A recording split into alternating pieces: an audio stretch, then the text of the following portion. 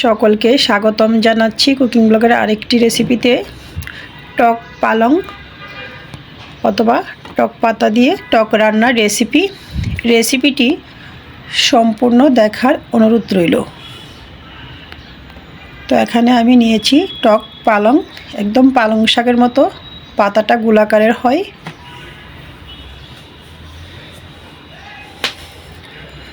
তো গুঁড়াটা ফেলে ধুয়ে ভালো করে তারপরে কেটে নেওয়া হয়েছে।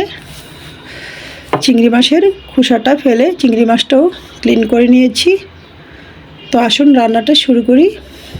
চুলাটা অন করে একটি পাত্র বসিয়ে দিয়েছি পরিমাণ মতো তেল গরম হওয়ার পরে দিয়ে দিয়েছি চিংড়ি মাছ, লবণ, হলুদ, নাড়াচাড়া করে চিংড়ি মাছটা খানিকটা ভেজে নিচ্ছি।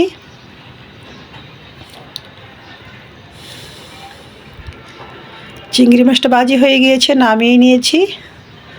তো একটি পাত্রতে আমি টক পাতা, স্বাদ মতো লবণ দিয়ে ঢাকনাটা দিয়ে দিয়েছি। টক পাতাটাকে সিদ্ধ করে নিচ্ছি। তো ঢাকনাটা নামিয়ে নাড়াচাড়া করে নিয়েছি। তো এই টক পাতাটা শীতকাল ছাড়া অন্যান্য সময় পাওয়া যায় না। তো একদিন বাসায় আনা হয়েছিল, ভাবলাম রেসিপিটা আপনাদের সাথে শেয়ার করি। তো সিদ্ধ হয়ে গিয়েছে, ডাল ঘুটনির সাহায্যে একটু ঘুটে নিয়েছি। তারপর দিয়ে দিয়েছি পরিমাণ মতো ঝোল।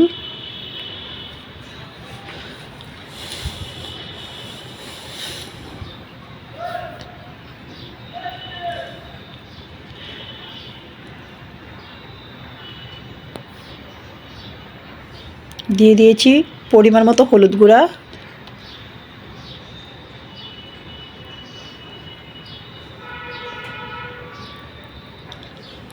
স্বাদ মতো কাঁচা লঙ্কা। তো খানিকক্ষণ বয়েল করে নেব। ভেজে রাখা চিংড়ি মাছটাও দিয়ে দিয়েছি। তো কয়েক মিনিট বয়েল করার পর নামিয়ে নিয়েছি।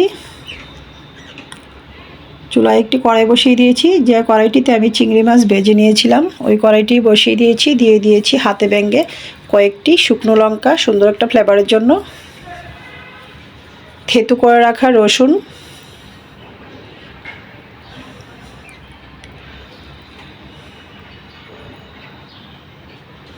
অপেক্ষা করব রসুনটা গোল্ডেন কালার হওয়া অবধি।